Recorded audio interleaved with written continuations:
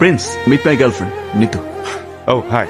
হাক করাটা একটা সিম্পল ভদ্রতা, আপনি সেটাও বুঝেন না। ভুল। আরে যাদের কোনো ফ্যামিলি ব্যাকগ্রাউন্ড নেই তাদেরকে কি বোঝাবো? কি বললি তুই? What is this I? একটা আনকালচার্ড খ্যাত মেয়েকে খ্যাত বললাম, কিছু ভুল বললাম? তুই যদি গেস্ট না হইতি তাহলে তোর হাত পাপাই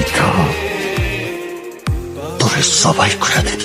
যা আরিয়ান খানের ছেলে প্রিন্স, আমি যদি মুইতা দেই না এইরকম 4-5টা ভাইয়া এমনি ভাইসা যাইবো।